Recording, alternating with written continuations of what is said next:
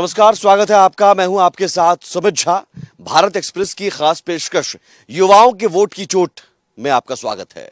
दरअसल राजस्थान के रण में हम अलग अलग जिलों में जा रहे हैं और न सिर्फ हम अलग अलग वर्ग के वोटरों का मिजाज समझने की कोशिश कर रहे हैं, बल्कि ये भी जानने की कोशिश कर रहे हैं कि राजस्थान के चुनाव में इस बार किन मुद्दों पर वोटिंग होनी है। अलग अलग जिले में अलग अलग मुद्दे भी हैं, अलग अलग इश्यूज भी हैं और सबसे बड़ी भूमिका फर्स्ट टाइम वोटर्स निभाते हैं किसी भी चुनाव में। राजस्थान के चुनाव में भी फर्स्ट टाइम वोटर्स की बहुत बड़ी भूमिका होने वाली है। किसी भी सरकार को बदलने में, बनाने में, सत्ता की तस्वीर बदलने में ये फर्स्ट टाइम वोटर्स बहुत बड़ी भूमिका निभाते हैं। हम इस वक्त मौजूद हैं सांचौर में। नया जिला बना है, इससे पहले जालौर जिले के अंतर्गत आता था। जालौर लोकसभा क्षेत्र में आता है सांचौर। और यहाँ के युवा क्या सोचते हैं, यहाँ के युवाओं में चुनाव को लेकर कितना उत्साह है, जो फर्स्ट टाइम वोटर्स हैं ये क्या सोचते हैं, जरा हम समझने की कोशिश करते हैं। कितना उत्साह है आप लोगों को चुनाव में? पहली बार आप लोग वोट डालोगे? कितना उत्साह है, जरा तालियां बजाकर दिखा दो। तो ये उत्साह है, जोश है, पहली बार वोट डालेंगे और ये अपने आप में एक खुशी होती है कि हम पहली बार वोट डालने जा रहे हैं। तो कितना उत्साह, कितनी खुशी, क्या क्या सोचा है भाई, कैसे वोट डालोगे? इस बार हमारा फर्स्ट मतदान है और फर्स्ट मतदान में हमारी प्रथम प्राथमिकता है वो शिक्षा के आधार पर होगी। जो भी सरकार हमारे लिए शिक्षा में उचित कार्य करेगी उसको हमारा पहला मतदान जाएगा। इस साल राजधानी की सबसे मुख्य समस्या रही पेपर लीक। युवाओं के भविष्य के साथ गहलोत सरकार ने अनेक खिलवाड़ किए, चाहे वीडियो एग्जाम हो, आरएस एग्जाम हो, रीट एग्जाम हो, हर टाइम पेपर लीक हो जाता है। जब एक युवा एग्जाम देने जाता है और सफर में लौटते ही उसे ये खबर मिलती है कि पेपर रद्द हो गया, तब उसकी उम्मीदों पर पानी फिर जाता है। और इस बार हमारी प्राथमिकता रहेगी जो सरकार हमें उच्च शिक्षा प्रदान कर सके, उसमें फैकल्टी दे सके, उस सरकार को हम वोट देना चाहेंगे। ठीक है कि और जब वोट डालोगे तो आपके जहन में क्या रहेगा, किन मुद्दों को लेकर? एक तो उत्साह, खुशी रहेगी भरपूर कि भाई वोट डाल रहे हैं, एक अलग खुशी। लेकिन ये भी है कि इस वोट की कीमत आप जानते हैं, इस वोट से क्या होगा आपको पता जाए? बिल्कुल, हमें पहली बार जो सरकार बनाने का मौका मिल रहा है। इस बार जो महिला सुरक्षा, पेपर लीक, शिक्षा, स्वास्थ्य और अनेक कई मुद्दे हैं, उन मुद्दों को ध्यान में रखते हुए अपना मतदान करेंगे और पार्टीबाजी को छोड़कर किसी व्यक्ति विशेष जो शिक्षा, स्वास्थ्य और महिला सुरक्षा को उच्च स्तर पर ला सके उसको जो हम मतदान करेंगे। सांचौर में क्या इशू है? सांचौर के यूथ क्या सोचते हैं? सांचौर के जो फर्स्ट टाइम वोटर्स हैं तो वो क्या सोचते हैं? सांचौर में पेपर लीक जो होते आए हैं उसके बाद से सांचौर में कभी ना तो परीक्षा सेंटर नहीं आता है, इसलिए यहाँ के जो युवा है उनको परीक्षा देने के लिए भी बाहर जाना पड़ता है। और दूसरा, सांचौर में चोरी, डकैती, लूट मार, दिन दहाड़े हत्या होना, ठीक है, महिला सुरक्षाओं को लेकर भी जो मुद्दे हैं ये आम बात सी हो गई है। यहाँ पर दिन दहाड़े हत्याएं भी होती है और यहाँ जो आम सुरक्षा है, महिलाओं के लिए सुरक्षा है, आम नागरिकों के लिए सुरक्षा है, इन मुद्दों को जो तवज्जो दी जाएगी उनको हम प्राथमिकता देने का प्रयास करेंगे। और हमारा प्रथम मतदान उन्हीं को होगा जो युवाओं के लिए कुछ बेहतर करे शिक्षा में, और यहाँ सांचौर क्षेत्र में शांति व्यवस्था बहाल करने के लिए जो प्रयास करेगा हम उनको मतदान करने के। क्या बनना चाहते हो बाबू? आगे पढ़कर क्या बनना चाहते हो? क्या देखा है सपना? सपना तो बहुत बड़ा देखा है। किस चीज की? जूलॉजी प्रोफेसर है वगैरह उसकी। अच्छा, तो ये तैयारी तो कर रहे हो, लेकिन पेपर लीक, ये सब की खबर सुनते हो, निराशा लगती है कि भाई तैयारी करते हैं? निराशा बहुत होती है, क्या करें फिर। पेपर लीक भी होते हैं, अभी तो गहलोत सरकार ने करती है, उसके लिए क्या करें, अब तो मुद्दे उठाने हैं। तो ये आगे तो कम से कम आप रखोगे ना कि ये उम्मीद कि भाई ऐसी सरकार, ऐसे सिस्टम बने जहाँ कोई एग्जाम दे तो ये ना सोचे कि भाई पेपर लीक के कारण रद्द हो जाएगा। हाँ, ये तो होता ही है, क्या करें अब तो। प्रोफेसर बनने का सपना आपने देखा? हाँ। देखिए, कुछ लोग प्रोफेसर बनना चाहते हैं, कुछ और युवा, सब अपना अपना सपना पाले हुए हैं, सबके पास विजन क्लियर है। जरूरी है कि सरकार और सिस्टम का विजन क्लियर हो कि वो इन युवाओं को क्या देना चाहते हैं। क्या वो ऐसा सिस्टम देना चाहता है जिसमें सिर्फ और सिर्फ पेपर लीक और सड़ा हुआ सिस्टम जो एग्जाम समय पर ले ना पाए, या फिर ऐसा पारदर्शी सिस्टम देना चाहते हैं जहां पर युवाओं को अपना सपना पूरा करने का मौका मिल सके? कैसा सिस्टम चाहिए आपको? हमें बस ऐसा सिस्टम चाहिए कि कहीं भी बिल्कुल भ्रष्टाचार ना हो। पहली बात, मुफ्त की रेवड़ी बांटने से, जैसे ये मोबाइल वगैरह बांटे हैं, राशन वगैरह, ये 10-10 दिन के राशन से किसी का जीवन पूरा तो होता नहीं। तो 10 दिन का राशन बांटने से क्या फायदा?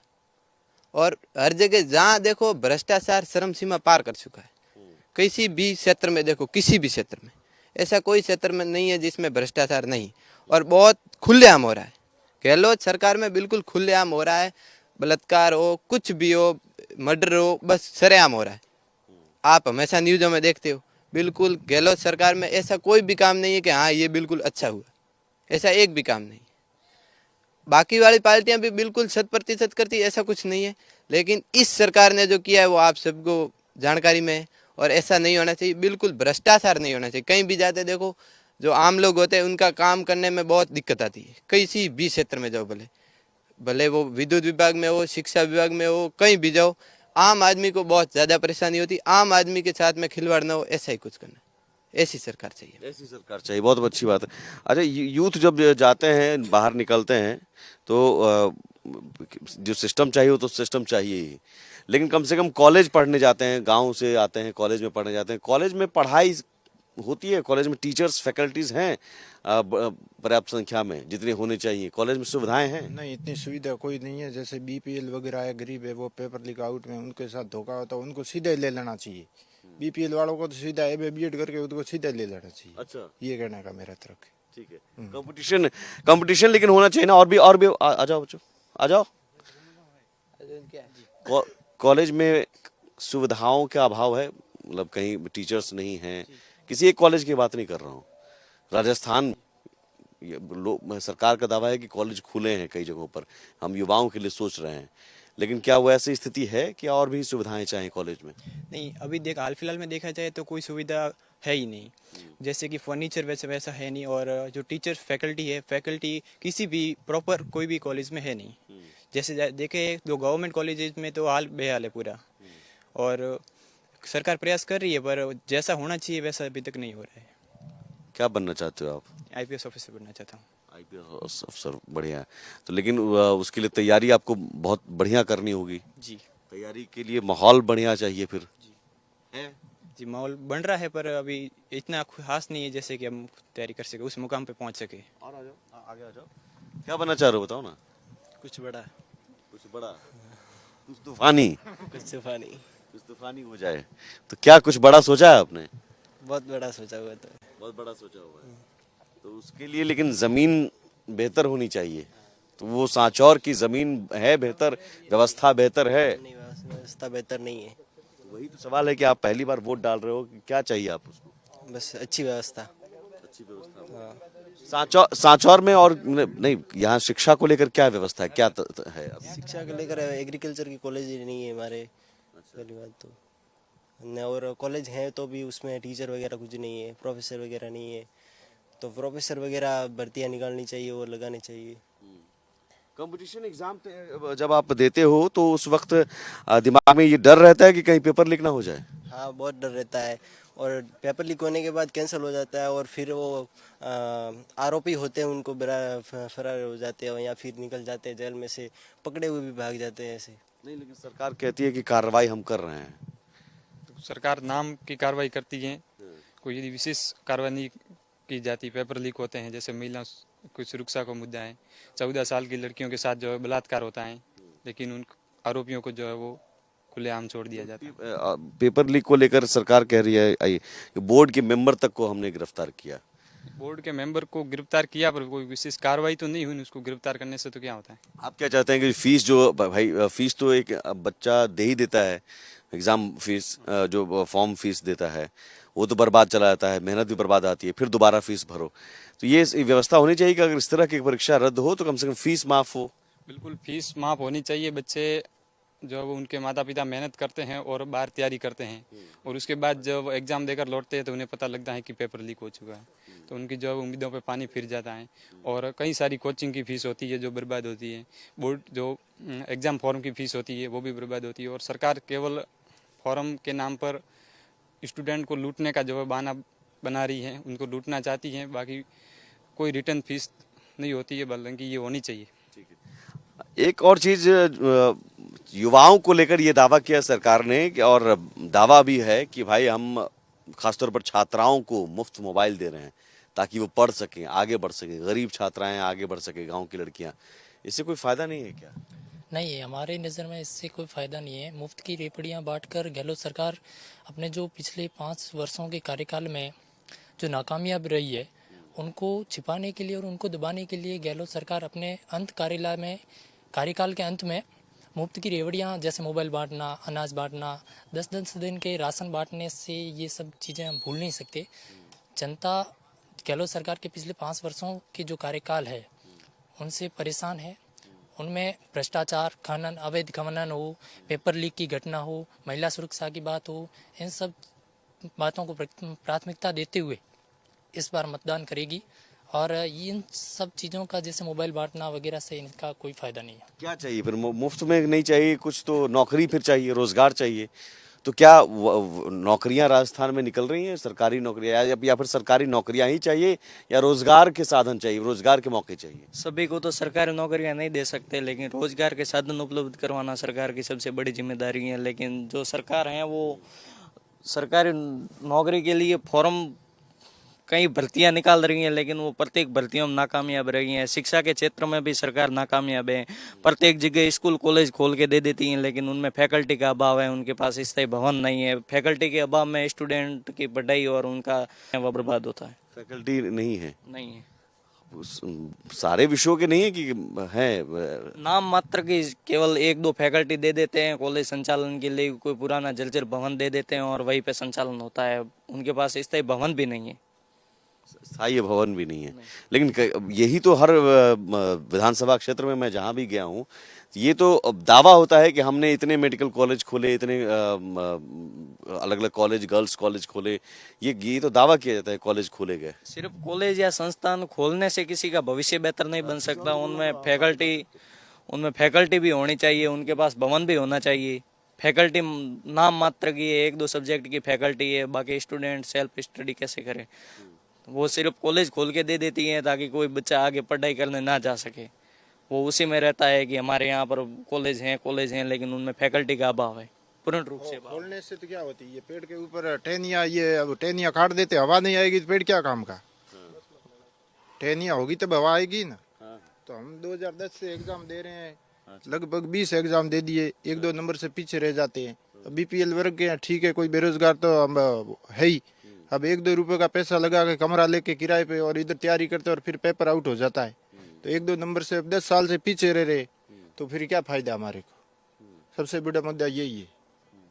और सरकार बोल रही है कि भाई हमने उनको गिरफ्तार किया और उनको ऐसे किया। सरकार अगर शायद, तो ये बात सरकार को करते हुए शर्म आनी चाहिए कि हमने उनको गिरफ्तार किया। अगर सरकार सुव्यवस्थित है तो किसी की हिम्मत भी नहीं होगी ऐसा गलत काम करने का, किसी भी क्षेत्र में हो। बोले कोई भी अगर भ्रष्टाचार करता है उसको खुलेआम मार्केट के चौराहे पर लाओ और उसको वहां दंडित करो, ताकि भविष्य में ऐसी कोई गलती न करे। ऐसे ही ले जाकर के जेल के कमरे भरने से कोई सुरक्षा होती नहीं है। पता ही नहीं है किया नहीं कि ऐसे बात कर दी कि उनको गिरफ्तार कर लिया और उनको कभी छोड़ा कभी पकड़ा, कोई जानकारी नहीं है आम आदमी को। और आम आदमी इतना परेशान है जिसकी कोई सीमा नहीं है। जो 4-5 बार अगर वंचित रहता है 4-5 नंबरों से, उसको अलग से हाईलाइट करना चाहिए, उसका अलग से एग्जाम होना चाहिए। उन लोगों का जो 4-5 बार कंपटीशन का एग्जाम दिया फिर भी अगर वंचित रहे तो वो किस हिसाब से रहे, उनकी अलग से ट्रेनिंग होनी चाहिए, उनकी अलग से परीक्षा होनी चाहिए। उम्र भी बीत जाती है इसमें। हाँ, बाकी बस ऐसे घिसे पिटे गवर्नमेंट के काम, अगर सरकार सही है तो किसी की हिम्मत भी नहीं होती, पहली बात तो ये। और गवर्नमेंट का काम इतना ढीला रहता है, वो मेन कारण होता है लीडर का। अच्छा, एक बात बताओ, आप लोगों में से कौन ऐसा है जो राजनीति में आना चाहता है? राजनीति में आना चाहते हो? जी हाँ? चलो, कुछ ये तो कम से कम ऐसा है कि आजकल के युवा भी राजनीति में आने के लिए इच्छुक हैं। युवाओं का जो राजनीतिक पड़ाव है वो छात्र संघ चुनाव होता है, वो भी गहलोत सरकार ने बंद करवा दिया।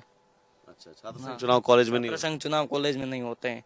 पिछली बार जब कैंपस थे उनमें से एक में भी एनएसयूआई ने जीत दर्ज नहीं की, इसलिए गहलोत सरकार ने हार की बौखलाहट से जो माहौल होगा वो परिवर्तन होगा, उसी डर से छात्र संघ चुनाव पर रोक लगा दी, ये कहते हुए कि इसमें बहुत खर्चा होता है, उनका उल्लंघन होता है तो कमेटी बना के उनको पाबंद करना चाहिए। तो कॉलेज में रेगुलर छात्र संघ चुनाव होने चाहिए। उससे क्या है कि सीखने को मिलता है युवाओं को, यहाँ उनके कार्य करने की क्षमता, लोगों से बात करने की क्षमता और कैसे कार्य करना वो यहीं से सीखते। डायरेक्ट किसी को जाकर के बड़ी कुर्सी पे बिठाते वो काम नहीं करता। धरातल से जुड़ा हुआ अगर कड़ी वाइज चलता है तो जाके वो समझ पाता है। आप लोग क्या बनना चाहते हो? आप लोग क्या बनना चाहते हो? बस इतना, टीचर बनना। टीचर। आप? प्रोफेसर। प्रोफेसर। आप? आरएस। आप टीचर टीचर, आप क्या बनना चाहते हो? Teacher teacher. आप कुछ बड़ा, कुछ तूफानी है ना? तो बहुत सारे बच्चे हैं जो आईपीएस बनना चाहते हैं, कोई टीचर, कोई प्रोफेसर, कोई राजनीति में भी आना चाहता है और फर्स्ट टाइम वोटर्स हैं। लेकिन उत्साह तो है, उत्साह के साथ साथ इनके विजन भी क्लियर है, सोच भी बहुत साफ है, किन मुद्दों पर हमें वोट डालना है और क्या चाहिए इन्हें, ये बहुत क्लियर हैं। और सबसे बड़ी बात कि राजनीति में जाति और धर्म की बात की जाती है, तो क्या जाति और धर्म कहीं भी है आपके दिमाग में या फिर सिर्फ और सिर्फ मुद्दा है? जाति और धर्म के आधार पर राजनीति नहीं होनी चाहिए। राजनीति का विजन क्लियर होना चाहिए। शिक्षा के क्षेत्र में बढ़ावा और महिला सुरक्षा, भ्रष्टाचार से मुक्ति। कभी दिमाग में तो नहीं आया कि ये फलाना जाति का नहीं नहीं ऐसा कुछ नहीं। वोट डालते वक्त चलिए, अच्छी बात है, बहुत अच्छा लगा, बहुत अच्छा लगा आप लोगों से बात करके। और यही भविष्य है और बहुत सोच साफ है। राजनीति में आना भी है तो जाति और धर्म से अलग विकास के मुद्दों पर, शिक्षा, रोजगार, नौकरी और बेहतर व्यवस्था के मुद्दे पर करप्शन ना हो, ये अभी से इनकी सोच है। और यही राजस्थान के युवाओं की सोच आने वाले लोकतंत्र को भी मजबूत बनाएगी, सरकार, एक मजबूत सरकार भी बनाएगी। सहयोगी कैमरामैन हुकुम के साथ सुमित झा, भारत एक्सप्रेस।